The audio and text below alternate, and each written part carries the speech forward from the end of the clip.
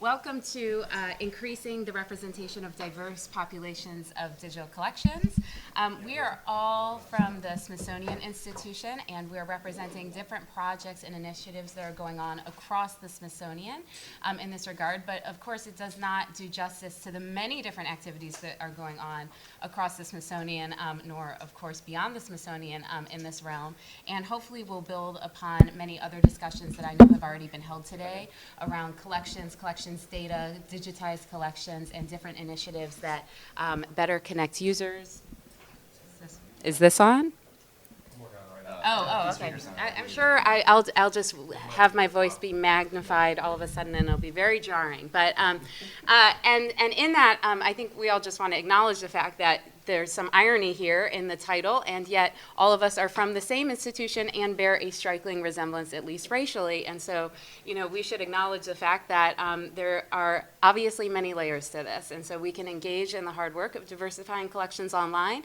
But of course, the online space is not the only space where this occurs, and they have very real connections to, our actual institutions, our hiring practices, and how we engage in all work around museums on a daily basis. So starting the panel with that acknowledgement, and also just inviting you to offer any critiques you have on that front, as well as anything we discussed today.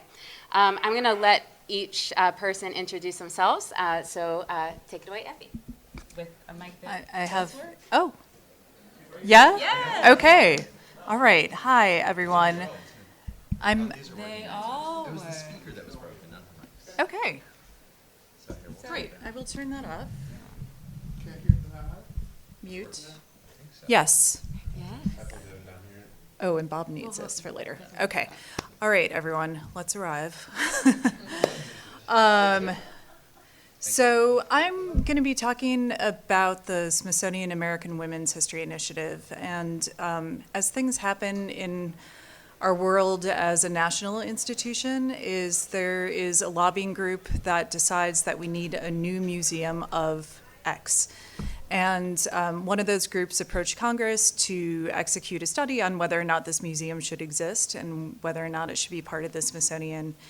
And we receive a $2 million appropriation a year for this as we investigate how we may or may not do this, frankly. It takes many years and lots of layers of legislation for this to actually get enacted. Our African American History and Culture Museum took over 100 years to actually go from the first group of people who advocated for that to open to 2008, 9. When did it, oh my gosh. I'm sorry. The last year of President Obama's term, we wanted to open before he left office, so that's when it opened. So, all that to say, one of the challenges that we have, and I hinted at this last night if you were at Ignite, is we do an inadequate job of showing people in our collections. So I used to be at an archive. I was at the Smithsonian Archives, and there are all these figures just beneath the layer of the finding aids, and this didn't shed any light whatsoever on their contributions. So in a lot of ways, this is essentially what is motivating us on the digital side of this work, and this project was launched under the Smithsonian strategic goal of reaching 1 billion people a year with the digital first strategy, so no pressure, right? But that's like part of the mandate, and whether or not we can do that is still to be proven. So I'm going to be very transparent about trying to do this with very few resources, which is kind of ironic. They're mostly women leading this project. We're all doing this in addition to our other duties, so there's discussions going on.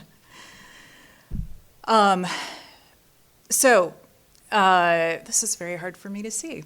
So we spent the first year trying to get some things started. We have leads of education, leads of digital, leads of curatorial, leads of marketing and communications. And one of our goals that go across everything that we're doing is to create, to make sure that the role of women in history is well known, accurate, acknowledged, and empowering for citizens. We have, in addition to the appropriation, we've also been fundraising for the initiative because we realize we have a lot in our 19 museums and 9 research centers already that talk about women. We just need to make that more explicit. So we've brought on 4 of the 9 curators that we've decided to bring on for 4-year positions. These are across all different disciplines. We have launched internal pool funds to help the different museums and research centers do some of the things they would like to do with this. And we have 2 major exhibits coming out. So the Votes for Women Portrait of Persistence, focusing on the diverse history of American women's suffrage, is open, and that anniversary is in August 2020, for those of you who don't live in the US. And that we like to highlight is not women's suffrage for everyone, right? So Native American women were left out of this picture, African American women, immigrants. The struggle is going on today. So it's really important that we understand that this has been a multi-layer history that we're building on right now. And finally, we just released a publication, sort of a 100 objects highlight with stories of women that came out last week, called Smithsonian American Women. So for digital, I'm doing pretty good fundraising, which is pretty exciting. So I have a Wikipedian in residence for gender equity on staff. I have a digital audience and content coordinator coming on this month, and I'll be hiring a data scientist in a couple of months. So if you're interested, please stay tuned. So it's a multidisciplinary approach with storytelling, looking at multiple digital tracks, but I'm going to focus on collections as data because we are a good test case, I'd say, for trying to do this across all of us, right? We have science museums, we have American history museums, we have art museums. We have every flavor in a lot of ways of US museum in our complex. So if we can develop processes that do this in our own environment, then I think we can also get other people on board with this as we develop outwards. So I'm going to go through quickly each one of these because you may have heard it last night, but we have one of the 4 curators on staff right now is a digital curator who's investigating the history of American women in science. She's using our own scientists as a test case, and instead of creating exhibits and publications, she's creating structured data and online resources. So that one name in a finding aid will now have lots of statements about what she did and what she contributed. And it will also be digital secondary sources for lots of other people to use and connect to. This whole project started with a conversation with Dr. Vicki Funk, who's a botanist at Natural History Museum. Dr. Funk, when we started talking about bringing on this curator or applying for the pool fund, noted that she gained credibility with her young niece, who found her Wikipedia page, which was created at one of our past edit-a-thons years ago. She got a call from her niece and said, you know, Aunt Vicky, you're on Wikipedia. And she didn't really understand what she studied that much, but to me, that was a moment of just knowing the importance of being acknowledged and being present in a previously absent space. This list is named in honor of her. She just passed away. She reached out to people across our organization and asked for the first and second females in every discipline, from astronomy all the way to zoology. And now the digital curator that we brought on board has grown that list to over 400 names. We are going to mass export that to any open platform we can. That, I think, is an early success. I'm so proud of that work because it involved people, and now we're going to let the machines take off with that. Data science. So I am open to this completely failing because we read about the inherent problems with machine learning. And, you know, our collections reflect a lot of those biases because our culture was biased at the time that these things were collected. So really what I'm looking to do, and I'm going to speak on behalf of one of our 2 data scientists who work across our entire organization. Her name is Rebecca Dickow, and she's helped form this concept of a digital humanities data scientist. But I think the real value will be analyzing what we have, because there's no way to look across the whole of our digital resources and say what they're saying. So just to go, back a little bit, we had a data scientist fellow this summer, and Tiana Curry, and she was brought on through a nonprofit that tries to get more diverse people in the field of data science. So this was a really great partnership for us. So this particular case study, there are about 220 plants that were collected by one of our secretaries, Charles D. Walcott. And his wife, Mary V. Walcott, collected alongside him. She was noted for being an illustrator. Well, when Tiana started digging into the stories, because there wasn't much online appropriated to Mary Walcott, she found some specimen that were attributed to Charles D. Walcott after he died.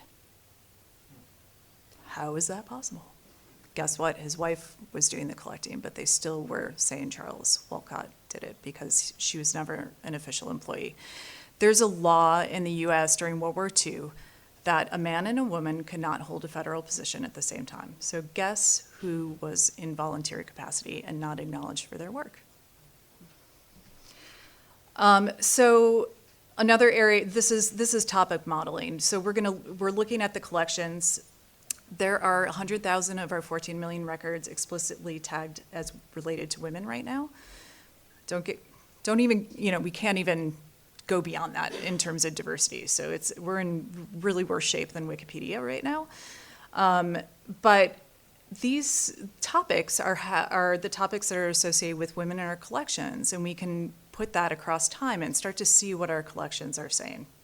So we'll let you know how this goes once we have a full-time staff member there. Finally, crowdsourcing. This is kind of a no-brainer to me. We're super lucky in that Wikimedia DC is a really active chapter near us, and you probably have seen Andrew Lee around, and we've been working with him for a while now.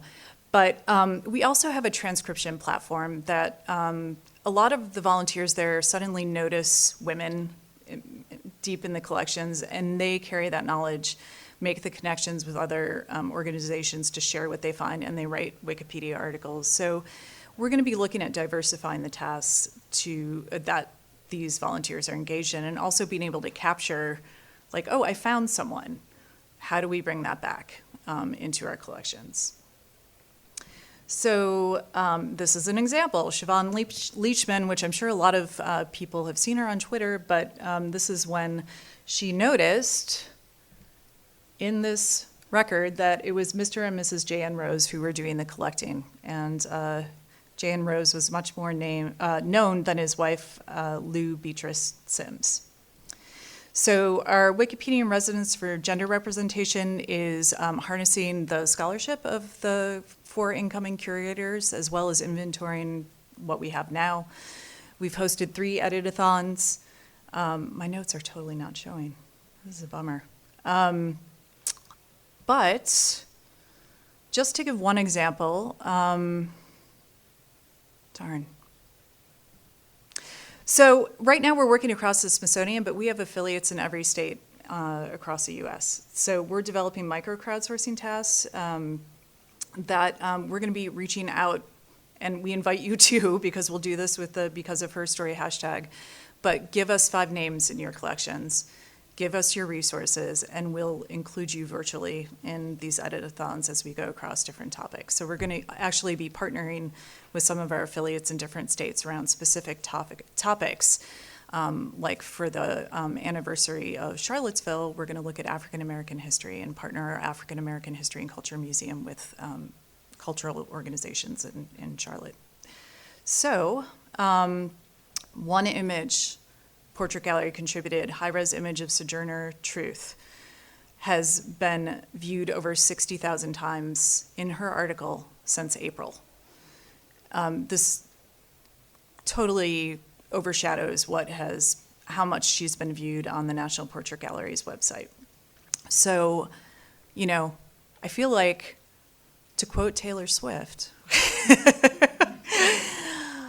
they're so sick of running as fast as they can without getting the acknowledgement and wondering if they would get that acknowledgement if they were a man, okay? So you got to join me on this. I'm going to be asking you guys to show up with women onto your collections, and that's it. Okay. There you go. I didn't introduce myself, but that's all right. You can introduce yourself now. Yeah, it's fine. That was Effie Capsalis. Good. What's your title? No, it's fine. Okay, That's good. You She told me needs to no do title. that. I I did don't tell you to follow do that. instructions. It's okay. It's okay. It's all right. Okay. So how do we want to do this? You want to use that mic, and I'll use this mic. Yeah, okay. We are doing a joint presentation, which is always a little bit dicey. I'm Sherry Berger. I am the head of digital programs at the National Museum of American History, and this is Darren. What is your title, Darren? My title is Senior Digital Strategist. Is this not? Oh, Turn it we on. turned I it muted it.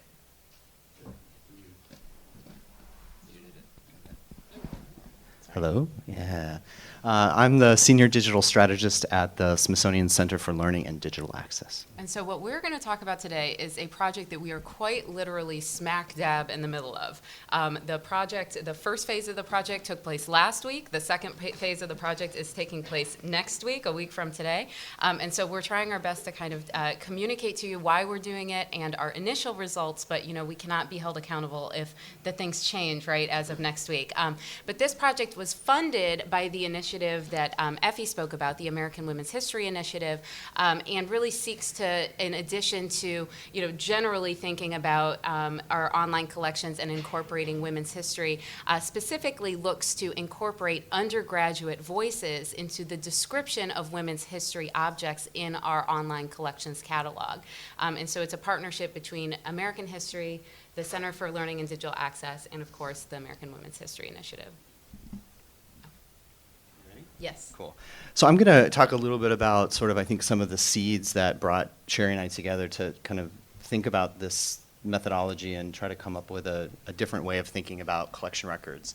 So as I said, I work for the Smithsonian is very fortunate, I think, to have a place dedicated specifically to thinking about teachers and learners out of the context of the museum, really about what happens in the classrooms with the content that we digitize or have digitally available. So the place I work for has been around for actually more than 40 years, and really with the mission to serve public education. And to do that, much of what we do is research and evaluation into how teachers, educators, and learners really interact with the type of digital content that we have available. Most recently, that research really led to the development of a new platform I've talked about here before, hopefully maybe you've heard of, called the Smithsonian Learning Lab, which is a digital toolkit that really encourages the discovery of about 4 million digital resources right now. It has a series of tools that encourage the creation of interactive learning experiences based on those resources, and really serves as a platform for publishing and sharing these new approaches. And so we launched in 2016. We've had about a million people use the platform. Those are museum and classroom educators, and kind of to our delight, we have most of the Smithsonian museums, research centers, libraries, and archives are now also using this platform to do the development of their educational content. But those users across the globe and at our institutions have produced tens of thousands of new examples of museum digital resources, centered educational resources that really range from kind of experiments to really true, I think, models for digital learning. One of the really important things that we do and that enables us to achieve our mission is not just working with the educators across the museums, but really working with collection managers, with curators, to really improve the descriptions of those materials. And I'm going to sort of talk a little bit about some of the research that led to this, and then Sherry will follow with a little bit about some of the changes going on at the National Museum of American History that really sort of smashed us together into kind of trying to think about a new way of getting to this. I think the project is really, probably to say too, I think as Sherry said too, this is really kind of probably a first step into us thinking about how we can have more equitable collections, more usable digital resources, and I think ultimately, as Effie pointed out, really it's sort of a more relevant Smithsonian. In 2018, last year, we published a study in collaboration with University of California at Irvine called Curation of Digital Museum Content. This looked broadly across the first couple years of Learning Lab usage and looked at all different aspects from professional development to digital content creation. And one of the things that's I think really relevant to this was really looked at how teachers use a platform like this for search. The majority of users in this study, about 76% of them, did find what they were looking for across the millions of digital resources, although that was often only after repeated visits. And I think, we heard someone say this morning about one of the reasons for that, is sort of Google. The user expectation of search has become more aligned with search engines that have had tens or hundreds of billions of dollars investment. And, Learning Lab, like many of our collection display systems, are pretty basic databases that search looks at a fairly simplistic index of that material and returns results based on a pretty simple measure of relevance. And so there's a disconnect, I think, between user expectation and what it has, and it really is magnified, I think, when you start to look at the material that is being indexed. Looking a little bit more deeply in the study at how teachers discovered and used the concept, we sort of divided up the barriers to success in terms of their use of these materials, looking both at intrinsic and extrinsic challenges. So the intrinsic things are things like lack of familiarity with visual literacy, the lack of some research strategies in using academic databases by K-12 teachers. But I think more interestingly, or more important, at least for this study, is looking at some of the extrinsic challenges that focused a lot on inadequate metadata for their purposes. I mean, there's other things in teachers' life like limited time and the need for tools and training, but specifically looking at those extrinsic pieces, insufficient content about museum resources, both I think the descriptive information that describes object, but also that more interpretive layer of information really presents another problem. We found teachers use resources or choose resources to use that have richer metadata associated with them.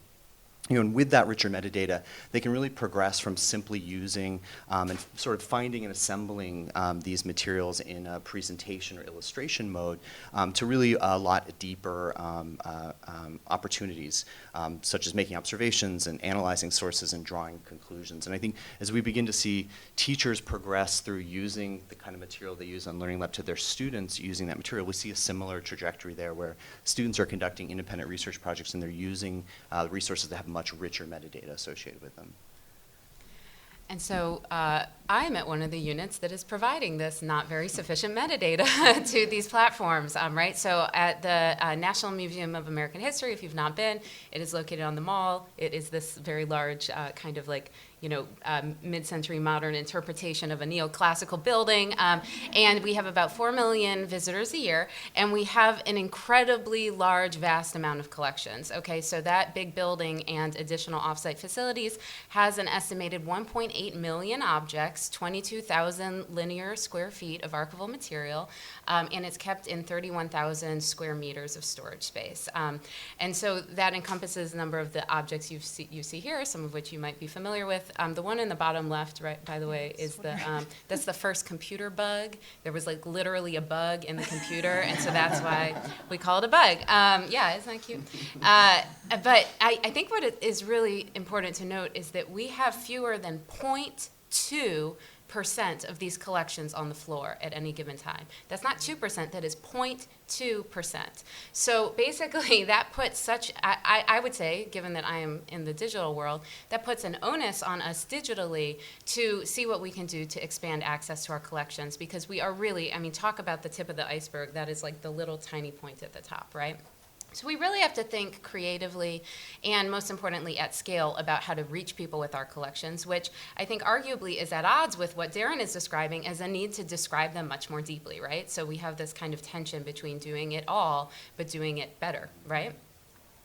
Couple that with the fact that we are in the midst of a big sea change at my institution in terms of what collections we share online. So what these graphs show is the current picture as of today, right now. We share about 40% of our stuff. 40% of our records that we have available in our internal database is what we are actually pushing to the web.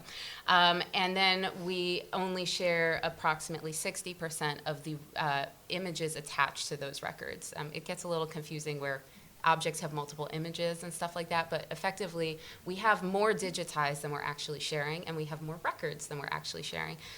In a couple of weeks, actually cross your fingers, in 2 weeks, we're actually going to be flipping the switch on our entire object collection database and bringing that light blue line all the way up to the top and sharing the entirety of our collection, minimal metadata and all.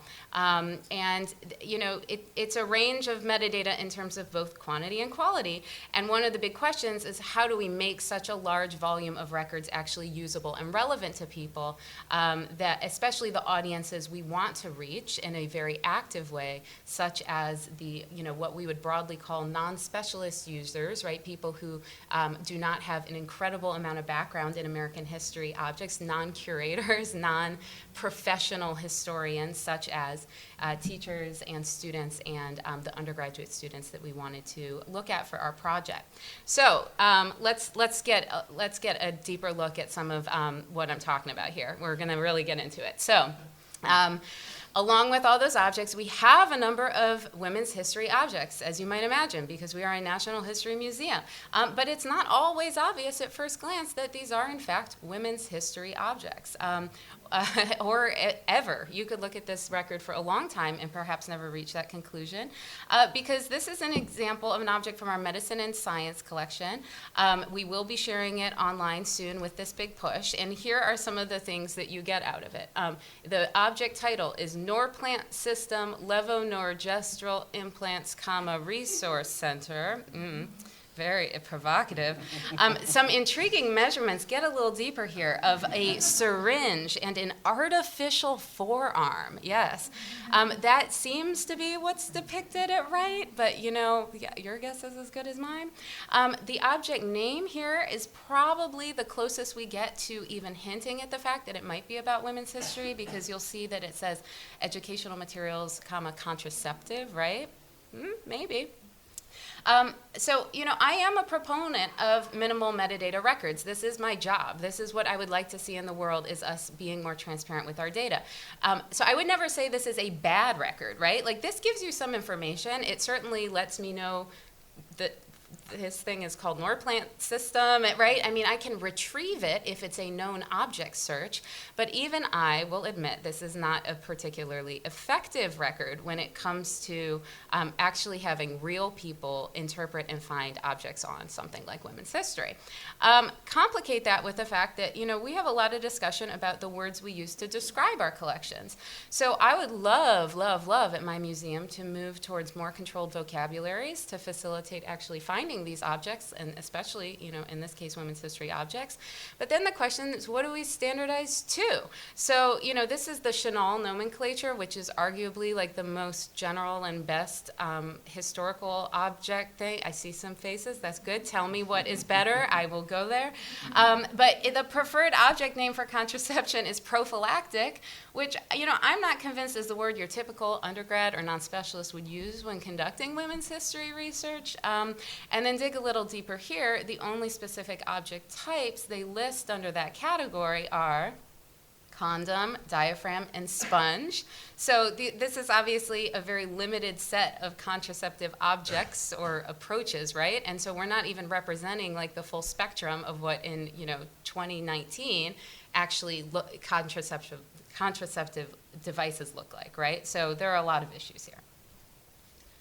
Yeah, so I think, you know, looking at those issues and thinking about some of the research that came out, looking, you know, really at the difficulties and the barriers to usage, really sort of, I think, became the seeds of this project, and really wanted to figure out specifically how can we best describe women's history's objects within the collection of the National Museum of American History, you know, in a way that incorporates contemporary women's history scholarship, the changing understanding and language surrounding gender, And really, I think most of all, the perspectives of audiences that the Smithsonian is really interested in reaching, teachers and learners, and specifically for this research, as Sherry mentioned, undergraduate students. So we're going to walk a little bit through the methodology, and as Sherry mentioned, we're sort of right in the middle of this, and so we're going to share a little bit of what we've learned and kind of where we're headed, and I think what we really hope to find out. We were really inspired by some work that SF MoMA did a couple of years ago within the art historical context of trying to add additional tags to their work. And so they convened a series of workshops that used worksheets like this, really kind of lo-fi approach, and suggested some keywords and asked different types of audiences to suggest additional keywords. And so I think what's really interesting here is you can see on the right some of the commonly suggested tags, or things that often aren't included in museums' controlled vocabularies, things like identity or pride or self. So we did a really early sort of pilot with a fellow this summer to, again, kind of look at a question about whether we could extend SF MoMA's methodology from looking at interpretive ways of thinking about art objects to a collection of historical objects, and to see if that would kind of work. And it sort of resulted in this kind of thing, which was really great, a kind of workshopping of a collection record to think about how non-specialists could really begin to think about describing objects in ways that fall out of maybe the traditional ways that museums think about describing these objects. And so the sort of stepwise methodology here was to identify students. And so we were really interested in using undergraduates, I think partially because it's a really important audience focus for the American Women's History Initiative. A whole group of us working with Effie workshopped who we thought could be really high-value recipients of some of the work we were doing. And college students really sort of rose to the top. And so And I think for our project, it really made sense to think about undergraduates as sort of a stand-in for people still using these materials in a learning context, but one's not necessarily with the background or the education or the experience to really understand how to use our databases in the way they are now. So we're working with American University in Washington with undergraduates in women's studies and history courses. Next was select objects. Sherry's going to show you the final objects that we selected, but working through a diversity of objects to workshop with students. Next was to develop those worksheets, and so building again off of SF MoMA's model to think about how we can use these objects in their existing records to talk both to staff and to these students. And so the first part was really to work with staff at the National Museum of American History. So we talked to kind of people in sort of Sherry's world, sort of collection folks, but also curators and social media communicators and an exhibit educator to also have them reflect on, I think this is really kind of interesting for me. I mean, the center that I work for is not embedded within one of the museums at the Smithsonian, so we're not a collecting unit. So it was really sort of fascinating for me to have Sherry say, most people I work with too don't think these are great records. Like, this isn't sort of the best work. We understand the deficiencies and that we need to sort of look at these from different perspectives and to provide these additional contexts. And so what we did is we used those interviews and what we could learn from these varieties of internal perspectives to enhance the records. And so we took the existing records from our sort of test bank and came up with some new ways of describing them, or some additions to them that we're guessing maybe will help get us to where we need to go. So that's what we are finishing right now, almost there.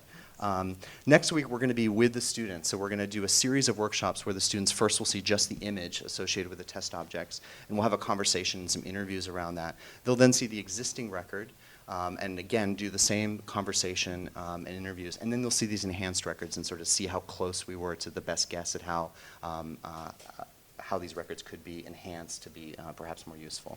And then really ultimately the idea is to bring that learning back to help us inform a potential new methodology, I think, to think about how we change the way that we think about these records with a different type of user in mind, right?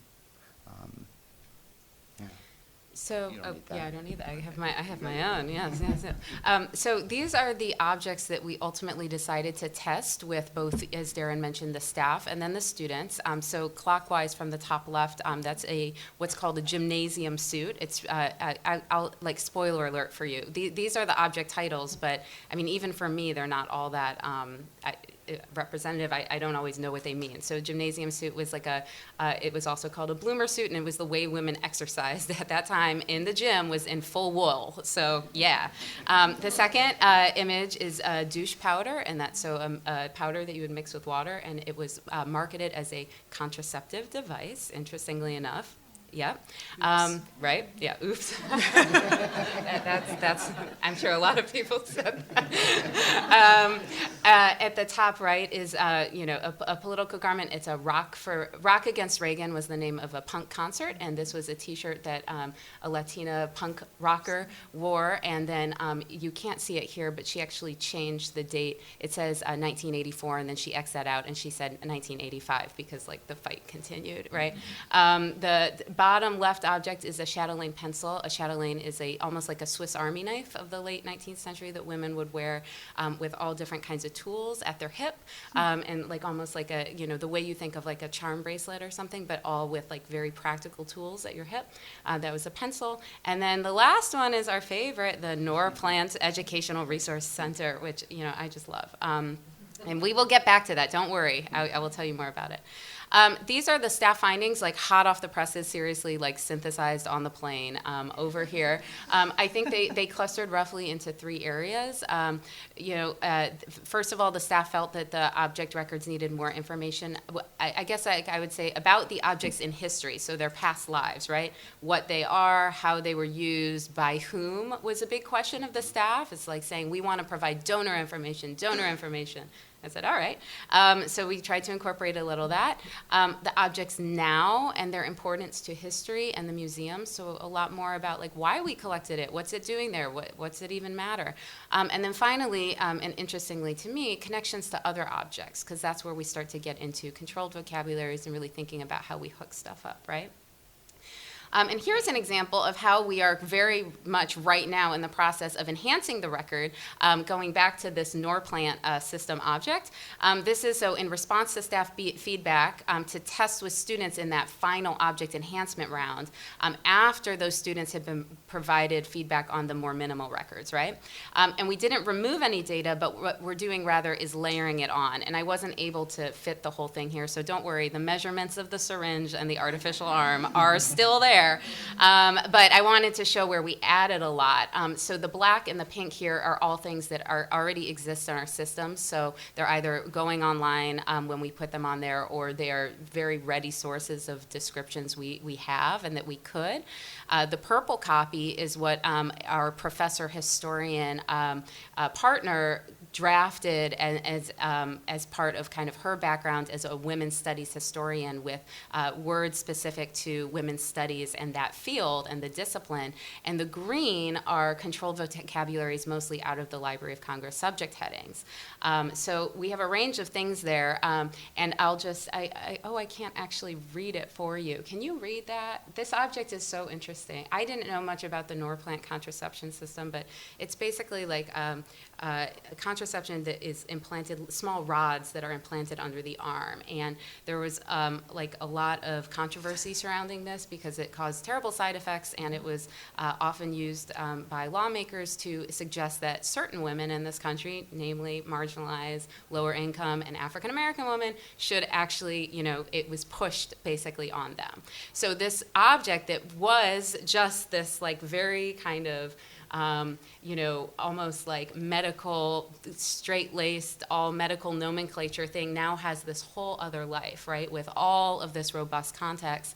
So that is going into the record, and additionally, we're pushing it a little bit here with some of the subject headings, and including some that I would be really interested to see what the students will say, things like population control in addition to birth control, and really pushing the ideas of, where does a museum have a responsibility to, kind of editorialize, and where is that line? And so seeing what the undergrads who are involved in these, at this formative time of thinking through these questions, it'll be really interesting what they say about those ideas. And so I'm hoping we get a little bit of that back from them. So cross your fingers and stay tuned.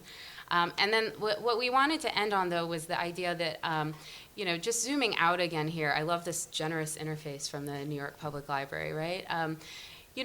Regardless of what the findings are for this project, I think our hope for this is that it represents an actual methodology for engaging real people in a physical space with online records, right? And I think that as a digital collections practitioner, I'm guilty too of espousing this belief that, if we put it online, they will come. We're going to put all of our records online, and then the American people will tell us what we should deaccession. And, no, it's because the hard work of it comes after, right? And I think everyone in this room knows that, we have to devise active programs of engagement and bring people in a real way to, solicit their feedback and input when we're involved in these projects. So again, yeah, stay tuned. Thank you.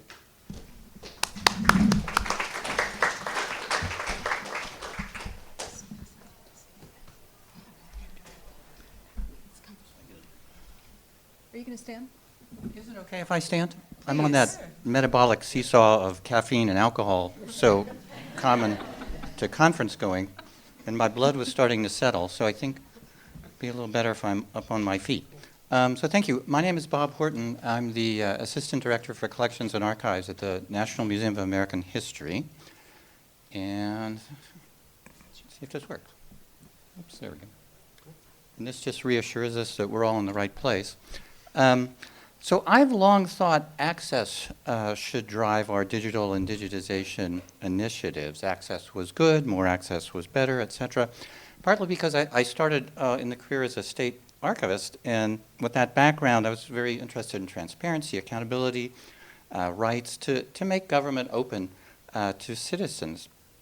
But there's also a question of demand, I think, that needs to be factored into the equation. Whenever I give a tour of the archives or any of the storage areas at the museum, the question I always get is, well, when will all this be online? And I always say never. It'll never all be online. But that's the expectation, that it should all be online. And I think this is, expectation is reinforced by the fact that there's so much funding available historically and even now for digitization and the access to digital content. Enormous amounts of time, energy, and resources are devoted to increasing the amount of content available online. So getting that content online has always been complicated by intellectual property rights, and there have long been debates about fair use, et cetera. And certainly now the process is more and more complicated by the growing concerns about privacy. We're much more aware of sensitive issues and personally identifiable information than we have perhaps been in the past. And I think this is even more so now as we start to work with diverse and different communities, and as we look forward to the vista of open access, which is, if you can promise us, is going to come in February for the Smithsonian.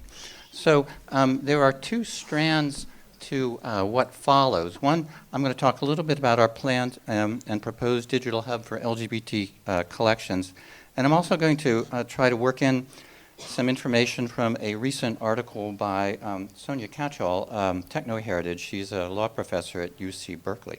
And I think these will help us explore the larger framework of cultural heritage institutions dealing with technology, and especially with collections going online. So what does it all mean for us?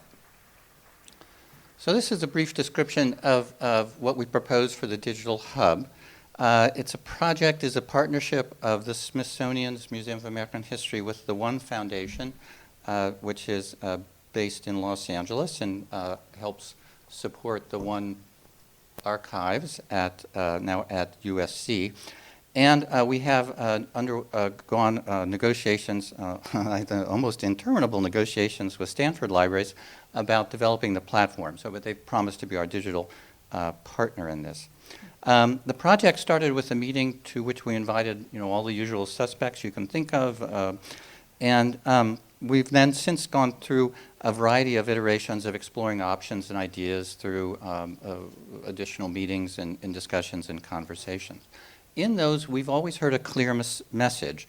Nobody wanted a messiah, right? I mean, the idea was the Smithsonian wasn't perceived as coming to anybody's rescue with these ideas. That's a variation of we're from the federal government and we're here to help, I suppose. But everyone we talked to in this process had all the ordinary concerns you'd hear about this type of process. Distrust of a big traditional institution that historically had not been documenting LGBTQ communities, questions about control, questions about authority, questions about process, just sort of definition of what the benefits were. And I think to a certain extent cultural heritage institutions that had been working with indigenous peoples had already encountered a lot of these things, and I'll just point out two really wonderful projects. Mukatu, a collections management system, and the traditional knowledge labels that I think really are wonderful models for us to consider. So those help to help us define some of the, as I said, some of the ordinary concerns. We also encountered, I think, some extraordinary concerns. And one quite clearly was it wasn't a community we were looking at, it was communities, which we heard over and over and over again. Not a single and representative group, but many and multiple communities defined by race, by class, by gender, sexual orientation, geography, you name it. And that was kind of a daunting development for us because each one of those communities represented a certain amount of investment in time, resources, conversations, meetings, negotiations, et cetera, and there's a limit to how much we could do. My immediate sort of response in a self-protective way was kind of a reference to Freud's narcissism of minor differences, like how important was this? And I spent long years in Minnesota where the descendants of Swedes always scorned the descendants of Norwegians. Minneapolis made fun of St. Paul. They're right next to each other. Everyone looked down on Wisconsin. I'm sorry, Matt. I probably should have said North Dakota. Anybody here from North Dakota? Okay. So everyone looked down on North Dakota. And this was tempting, I think, but it was really dismissive of the fact that these concerns, these distinctions, and these differences were very real and very heartfelt. So we somehow had to address them and somehow how to account for them in what we were kind of trying to develop. They really came to the fore, though, when it was connected to digitization. The idea of aggregating metadata in the digital hub was far less controversial than the prospect, which really engendered a lot of serious opposition, of real content, digital content becoming part of the hub. And that was probably perhaps prophetic if we get to the second strand of the conversation I wanted to bring forward, which is Sonia Catchell's article, Techno-Heritage. She starts with the assumption that things that were once tangible cultural properties have essentially become intangible intellectual properties. And she's referencing two developments. One, increased digitization, vastly increased availability of collections as images and data. And two, the directions museums are taking in managing that digital content, the response to that. And as a consequence of these, she argues that the framework for defining access could well become less about intellectual property rights and more about contracts. And how might this look from the perspective of historically repressed and underrepresented communities? So I ask you this, if we think intellectual property rights have been defined and encoded by the dominant hegemonic culture, then just think about contracts. What could that offer? It's much more and extraordinarily biased than the former. So Catchell's larger concern about the consequences of the digital for the museum really kind of boil down to, I think this is fairly familiar, not controversial, that we have to be aware that the technology is biased is just as much as the law codes. Curation can be performed by algorithms. I'll let you all read it. But for her, this is not a good thing. Legally, it puts us in a bad position. But more important, as collections become increasingly a function of technology, then they are even more effectively dominated by or defined by the biases and presumptions built into the applications rather than enhanced by them. So I think we need to go back to the concerns raised by my colleagues and partners in the LGBTQ digital hub projects. They're really on to something. Our assumptions about professional identities as cultural heritage professionals, our standards, our best practices, our ideas of sustainable functions and services all color our understanding about the application of technology to our routines. And it's combined with the inertia of how our institutions are structured and how our resources are allocated, this makes for both practical and epistemic barriers to meaningful and ongoing change. So I'd suggest we do much more to encourage dialogue with communities and consequently change what we do and how we think before we build our apps, design our platforms, etc. And the range of possibilities to consider could include post-custodial approaches to collections, which would be an extraordinary change for the Smithsonian. 1.8 million objects? Do we want all those? Do we need more? We don't get, Sherry, who has to describe them, would say no.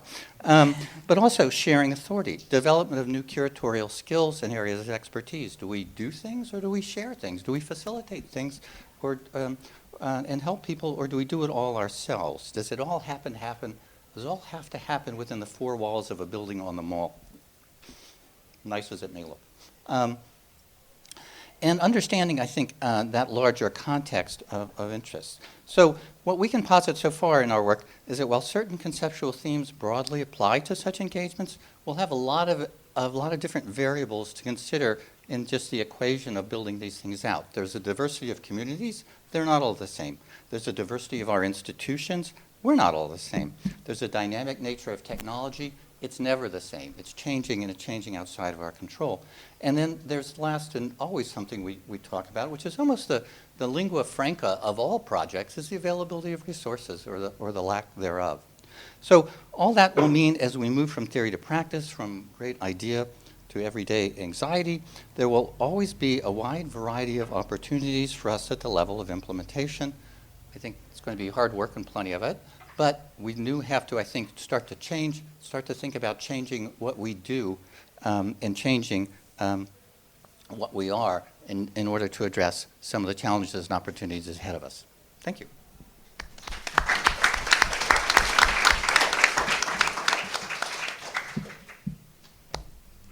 Any questions? We didn't, unfortunately, leave that much time, but I think we have 7 minutes exactly. We have a 15-minute buffer in this room, too. Oh, good.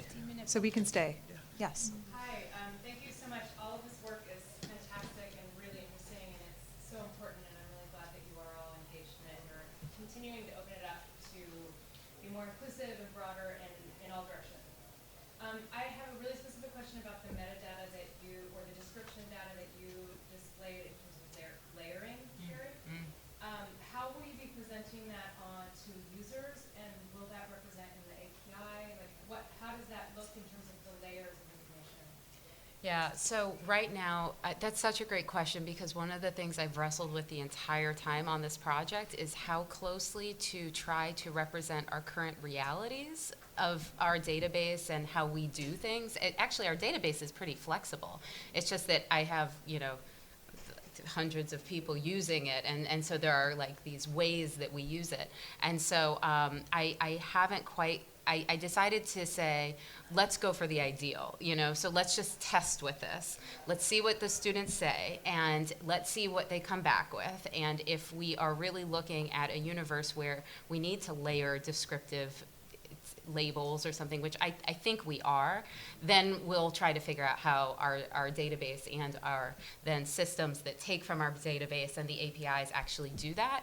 I was really inspired by one of the earlier talks today about kind of the limitations of collections management systems. I don't know if you were at that, but it becomes this interesting kind of circular thing where it's like, is the problem your CIS or your CMS, or is the problem your data model, or is the problem that you just haven't even imagined what your requirements are, And so, so the short story is, no, I haven't really figured out. I do know that RCIS does make it possible to have multiple descriptions for a given object.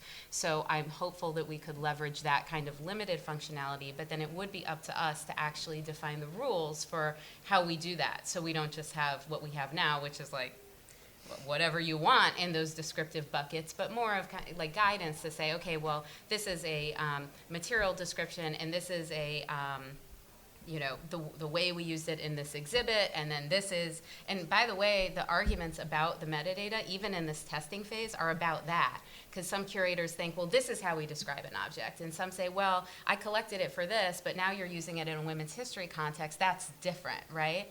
And so I think that we are kind of headed towards this environment where we have no choice but to kind of show the many lives these objects lead. And we're going to have to figure out how to like logistically do that. But my thinking was let's tackle the conceptual first, figure out the requirements, and then reverse engineer it to how we actually make that work, you know? Does that answer your question? Yeah. I was curious, so with things like the fund list where you're listing women who were the first or the second in your field, since so much of women's history is as like homemakers and other roles that aren't listed traditionally as professions, how do you represent that whole aspect of women's history when there aren't specific names to give to? Sigh. Yeah, so we're working on it. I mean, one of the things I love about American History's collection is that it includes that kind of more, you know, what we call less notable history of these different roles. But we are something to keep an eye on. We're going to be bringing in people who theorize about, you know, representation in data, who work out processes for tagging things, and we're gonna basically be defining how to do this with the project. I think that, reflecting on what Bob just said, I think that's one of the things we can do as a national museum, and why not make the Women's Initiative being developing things that can help us do this better. And so, yeah, I mean, we're not there yet.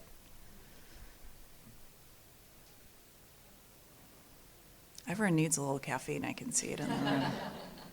I do want to shout out to Carrie Cacho, who's in the audience too. She's a co-lead on the education team for the Women's Initiative. She's also developing, so our 3 target audiences for the Women's Initiative, and I was pretty strict about just declaring 3. Middle school students, women and girls of color, both in terms of representation and how we serve them, and college students.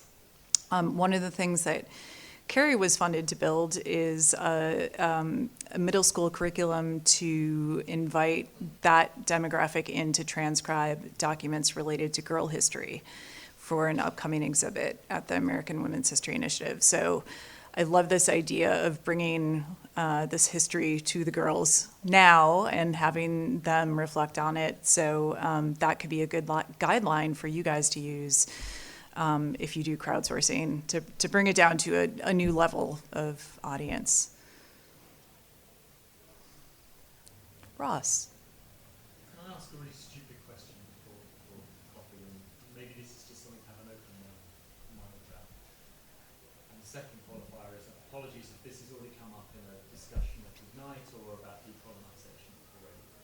But when you have those amazing days where you come together, and it's actually exciting to think that you are now having these workshops, or as professionals, you're thinking, what can we do? How radical do you get?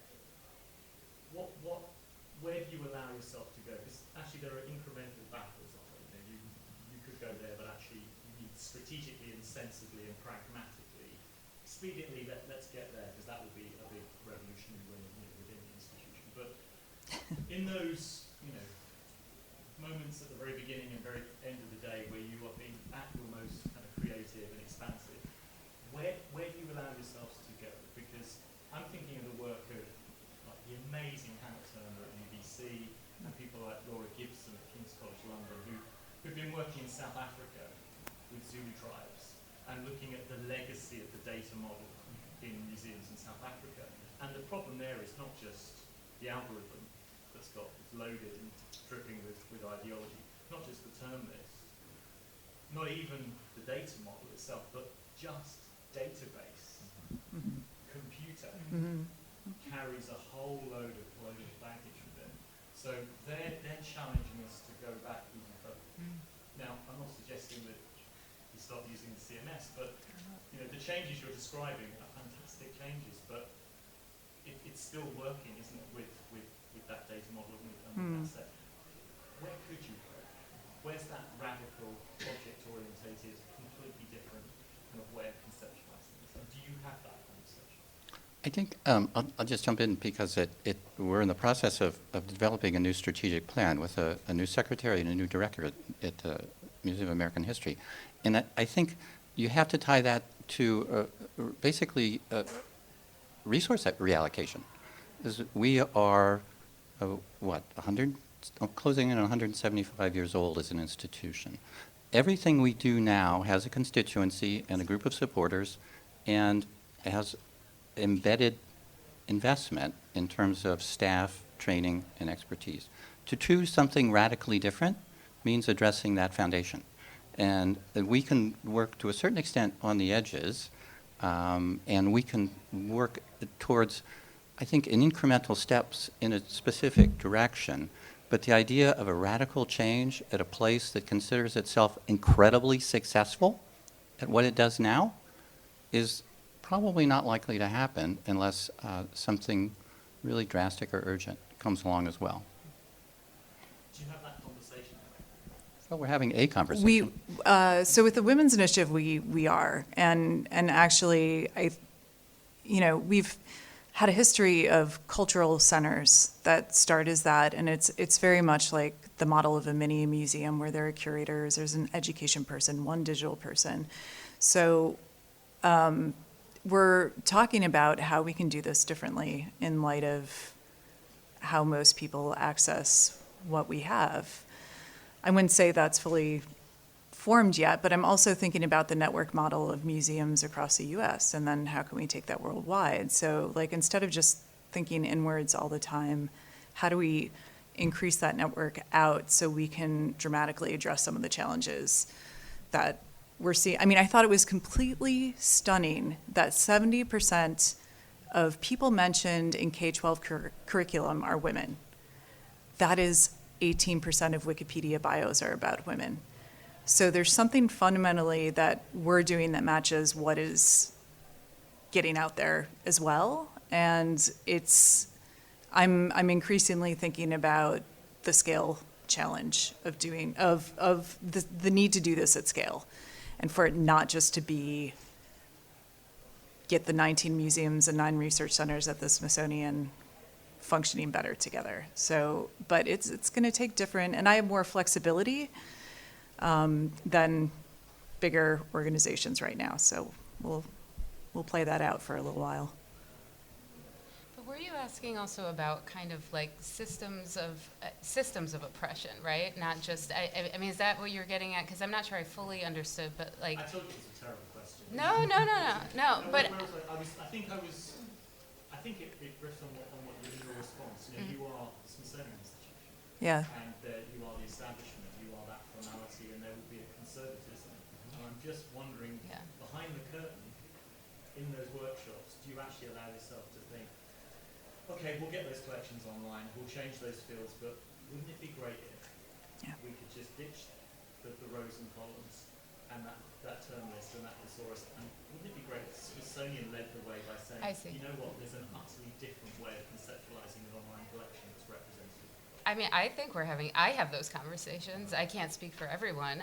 Are they like, broadcast in front of, if everyone tweets this, I don't know what that'll do. I'm a federal employee, but I think those conversations are happening, and I think that they're happening with increasing frequency and with a lot of kind of self-reflection, and you have a lot of folks that are really trying to reconcile that, because we are a federal system. We are. It's very, and it's difficult. I can only speak for being in American history, but we have folks going out to collect on the 2020 election. It's very the collecting, the documentation, all of it, I think, is coming into question, and a lot of people are having some pretty edge conversations there. But I think the challenge is figuring out how you actually do it. To Bob's point, yeah. Thank you, everyone.